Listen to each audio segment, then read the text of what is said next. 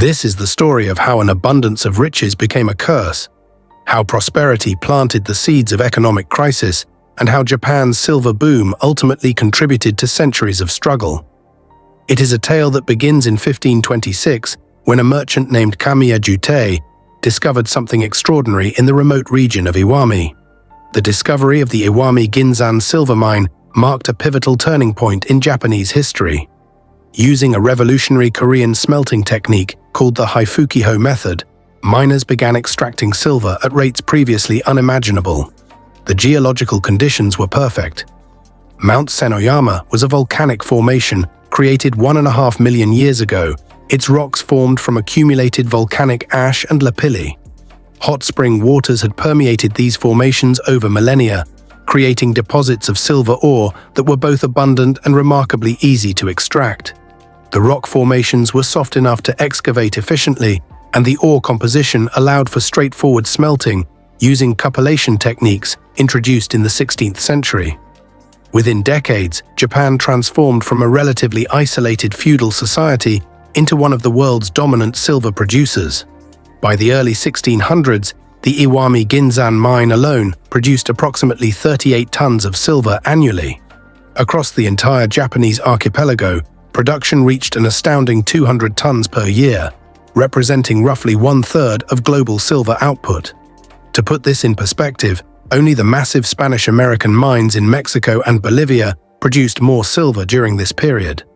Japan had suddenly become the world's second-largest silver producer, and the wealth flowed in torrents from the mountains to the ports, and from there across Asia and eventually to Europe. This silver bonanza had immediate and dramatic effects on Japanese society. The wealth generated from silver exports enabled powerful warlords to purchase firearms and advanced military technology from Portuguese and Spanish traders. The precious metal became the currency of power during Japan's tumultuous warring states period, when regional lords called daimyo fought for supremacy. The control of silver mines meant control of the resources needed to wage war, hire soldiers, and build fortifications. The Toyotomi government recognized this and proactively developed gold and silver mines throughout their territory, requiring daimyo to pay portions of their production to the central authority in exchange for ownership rights. The silver trade created unprecedented international connections. Chinese merchants, desperate for silver after the collapse of their paper money system in 1436, flocked to Japanese ports. Portuguese traders established regular routes between Macau and Nagasaki. The port town of Unotsu became a bustling center of maritime commerce, its natural harbor protected by steep cliffs serving as the main conduit for silver exports. From these ports, Japanese silver flowed to China, Korea, and Southeast Asia, eventually making its way to European markets. The global economy had become interconnected through threads of silver, with Japan at the center of this intricate web. The wealth from silver enabled the unification of Japan under powerful leaders like Oda Nobunaga and Toyotomi Hideyoshi. The Tokugawa shogunate, which would rule Japan for over 2 centuries, owed much of its ability to consolidate power to its control over the nation's silver production. After 1601, the Bakufu possessed a virtual monopoly over silver mining operations. This centralization of mineral wealth resources allowed the Tokugawa regime to defeat hundreds of rival feudal lords and establish a stable government that would persist until the 1860s. But the very abundance that brought Japan such power and prosperity contained within it the seeds of economic crisis. Silver production at Iwami Ginzan peaked in the early 1600s and then began an inexorable decline. The easily accessible ore deposits were depleted first. As miners dug deeper into the mountains, extraction became progressively more difficult and expensive. The deeper tunnels required more sophisticated engineering to prevent flooding and cave-ins. Investment costs skyrocketed while yields diminished. By 1640, Japan's silver output had plummeted from 200 tons annually to just 60 tons, a decline of 70% in less than 4 decades. The economic consequences were severe and multifaceted. The flood of silver into global markets during the boom years had contributed to significant inflation throughout Asia and Europe. As Japanese production declined, the silver that had once lubricated international trade networks became scarce. Japan's ability to purchase goods from foreign traders was dramatically reduced. The nation that had been awash in precious metal suddenly found itself facing shortages. By 1691, 63 of the 92 mine shafts at Iwami Ginzan had been closed. The silver rush was over. The Tokugawa shogunate responded to this crisis by implementing the sakoku policy, a dramatic shift toward isolation that would define Japan for over 2 centuries. Beginning in 1633 and culminating in 1639, the government enacted strict regulations severely limiting foreign trade and virtually forbidding Japanese citizens from leaving the country or foreigners from entering.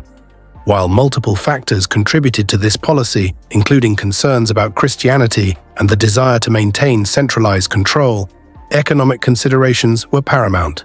The shogunate recognized that continued unrestricted trade was draining Japan's remaining precious metal reserves. The sakoku policy became the primary safeguard against total depletion of Japanese mineral resources. However, this isolationist policy, while preserving some mineral wealth, had profound long-term economic consequences. Japan's economy, which had been expanding and integrating with global markets during the silver boom, now stagnated. The merchant class that had flourished during the age of international silver trade found their opportunities severely curtailed. Foreign technology and ideas, which had flowed into Japan alongside trade goods, were now largely cut off.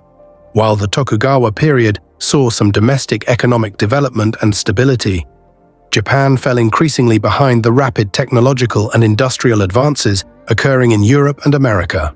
The inflationary effects of the earlier silver boom also created lasting economic problems. During the height of production, silver poured into the domestic economy, driving up prices and creating economic distortions.